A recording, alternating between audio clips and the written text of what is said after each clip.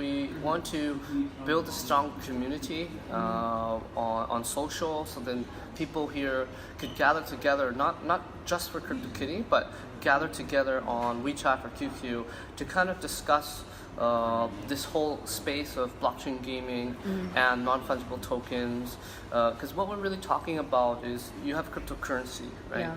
But then you also have dapps, and then you also have digital assets, right? So I don't think there's enough conversations for digital assets, and that's one of the reasons why you've created the dapps.com. So for CryptoKitties, that's one thing. The second thing is we have developers building on top of CryptoKitties, right?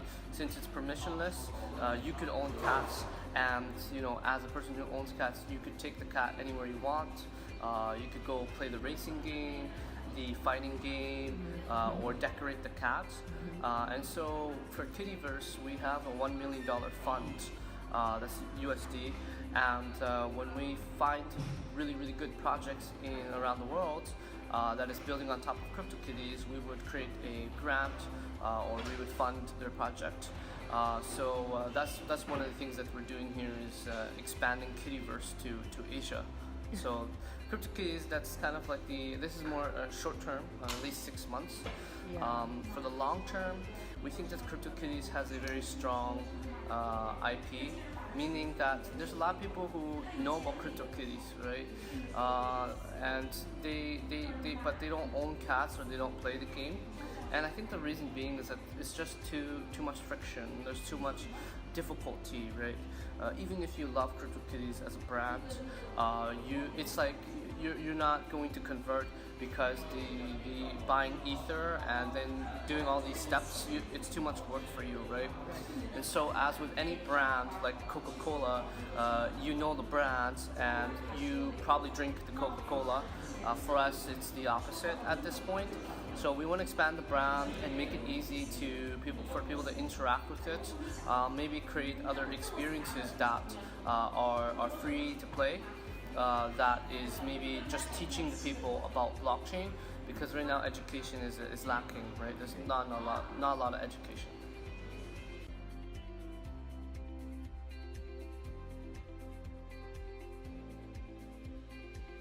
Cats are relatively the same size. Dogs, there's small dogs all the way to big dogs, right? So it's kind of hard to draw those types of things.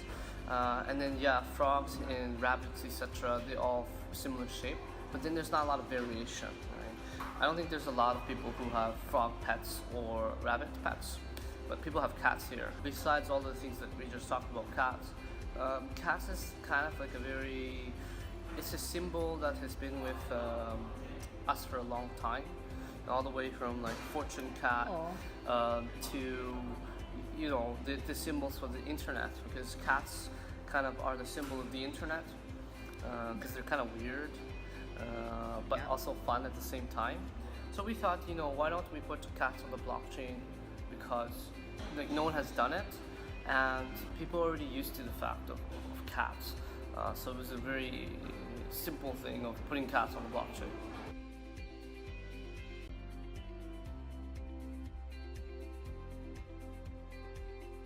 Most of these die because they're economic, their token economic, etc. Is very short-sighted. A lot of them are basically betting and lottery and gambling. A lot of like FOMO 3D or crypto. There was crypto celebrities, and so those have kind of popped up, and there's so many copycats of FOMO 3D now because everybody wants to make that easy money, but they really don't come in from the gaming side where people play games because of entertainment, because there is a balance of the economy. So the prices go up, and when there's demand, the price goes down. When there's less supply, it's just like the economy here in real life. Game design is very poor. The other part is that in this space, there's just not enough players. There's not enough people who understand blockchain and then also understand gaming and then combine those together. So for most of these games, they're all looking for new users. They want to have more players, but it's very difficult to do it. distribution for these dapps is not that easy. You can't really distribute in the app stores, and there's different blockers that prevent a game. Like normal game, they have many channels. They can do advertising, etc. For us, for the longest time in North America, we couldn't even do digital ads because Facebook, Twitter, Google blocked all blockchain ads. So for us, it's like, how do we get new users, right? And that's for every other Dapp as well.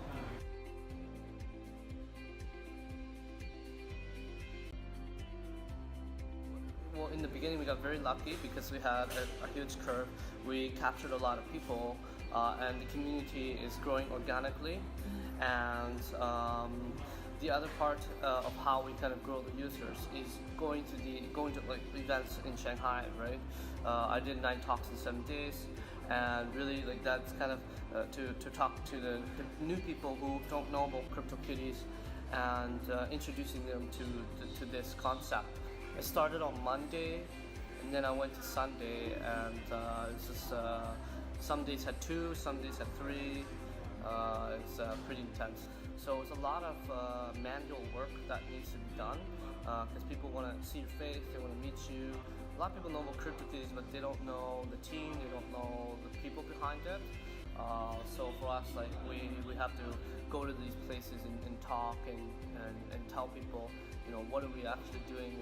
We're not like build a game and then leave, right, type of thing.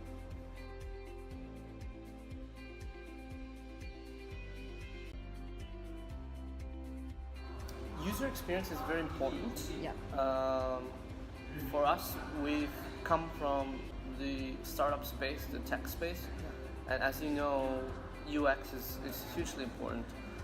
Think about all the other apps that are not blockchain, like social media apps, WeChat, Airbnb, Facebook. You see how smooth they are, how they always work to make it easier, move the buttons, A/B testing. So we have a similar thing, like CryptoKitties is always changing. We're always trying to make the user experience smoother. And you know, it's a very clear sign because when we launched CryptoKitties, we spent a lot of time thinking about, you know, what should the marketplace look like, where should the cats be, how can people navigate to it, making it easy, right? And then essentially the entire industry of blockchain games, at least the first wave that are trying to build similar games as CryptoKitties, they just took the UI UX because they know that, wow, this is really good, it's really easy to use.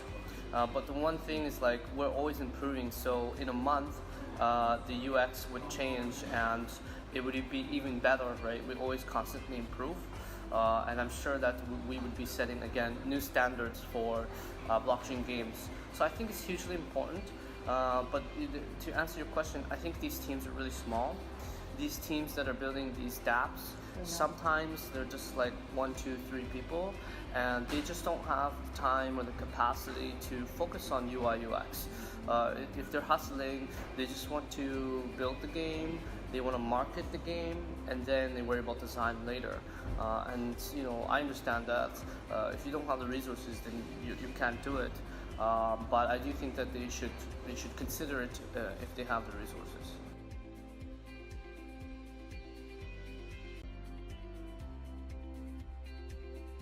So the way I look at it is that there's like about 6 waves of innovation that has happened. Each of these waves have basically changed the entire world. With the invention of the silicon chip. So silicon chip allowed from computers to be in a huge room to tiny, right? So silicon chip, there were companies that were building this and they've become huge, like Intel or Nvidia. Then you have the invention of the computer, and we all know, you know, companies like Apple or Microsoft or IBM, building computers. So that changed the world too, right? Then the third one is the invention of the internet. We all know how the internet has changed everything. It has connected humans together. It has connected humans with services and brought it easily together. The fourth thing is the user experience of the internet. The fifth thing is the AI machine learning. This is still in development, it's still very early stage. And then the sixth is blockchain. So, some people compare blockchain to AR, VR, or with other types of technology, like IoT or something like that. But if you see how I just listed it in this order, that means that blockchain is as important as the internet. So this whole thing about ownership and value was a missing piece of the internet. Now the blockchain is basically filling in all those holes of the internet with cryptocurrencies. So we can now exchange things or digital assets where I have it and I give to you and you have it. I don't have it. So looking at that, I think that we're such an early stage with the blockchain kind of forming and a lot of people are getting interested in it. The reason why we're motivated, I'm motivated, is that you have the potential to catch this train. Not very often do you get the chance to ride one of those 6 trains. These trains are huge, and if you work really hard and you try to build a community and meet people who think alike, you have the opportunity to create entirely new companies that could be the next Alibaba, the next Tencent. That opportunity to ride on a really fast-moving train is exciting to me. It's a big challenge, and that's the one thing that really motivates me, is that if you decide in life that there's people who make different decisions in life, right? Yes. You either you go to school, get a job, make a family. That's fine. That's how you want to live your life. For me, I personally think that if I see a huge ass train coming, I'm gonna hop on this train and I'm gonna ride it as long as I can, because I know that if you make those decisions, there's gonna be a big reward at the end. And I don't personally I don't see the future of where I'm just laying on the beach. That seems very boring to me. I just want to keep on building things, impacting and helping people, and creating things that will provide more value to people's life. So that's kind of like the purpose of doing all of this.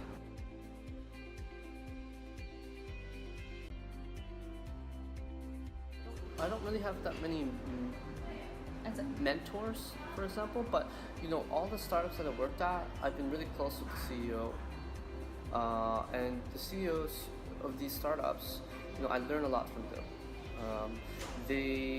Most of them actually, it's like first time they've ever did a startup, but they have their different personalities, right? And so what motivates me is this family thing. My family, my grandparents were from China, and they fled China to go to Vietnam. And in Vietnam, they, had to start all over, right? They built everything from the ground up, and then the war came in Vietnam, and basically they sold everything they had in Vietnam to put my entire family, my mom, and all my aunts, to be on a boat to go to Canada. And so when they went to Canada, my parents dropped out of high school.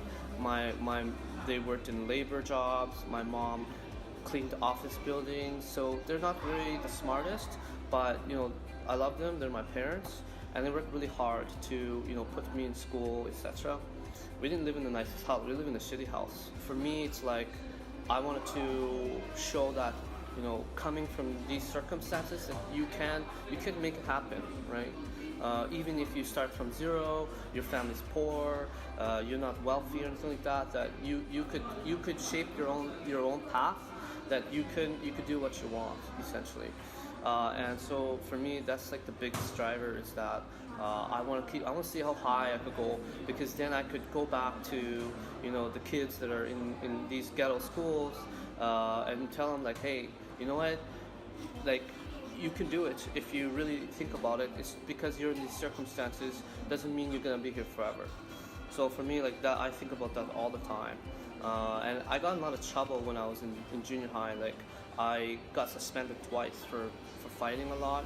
Then I realized something internally, that I have a lot of energy, I have a lot of creativity, and I shouldn't channel it into violence or whatever. I should channel it into being creative and meeting people and building things.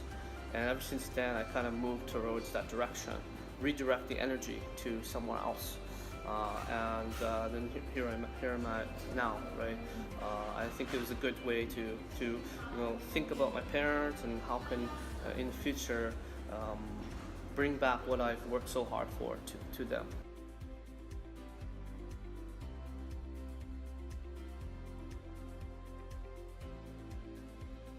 Yeah, the inspirations of the fancy cats usually come the most basic level, holidays. So Christmas, Halloween. The other inspirations for fancy cats are working with influencers or brands or athletes. And then sometimes we just create original cats. I don't create it. We have an art director. His name is Guile. He's from Brazil. Very, very good. Like, he's one of the best animators and illustrators. And so sometimes he just thinks of really weird ideas. But most of the time it just looks really, really cool. So yeah, that's kind of in his brain how he thinks of designing these fancy cats.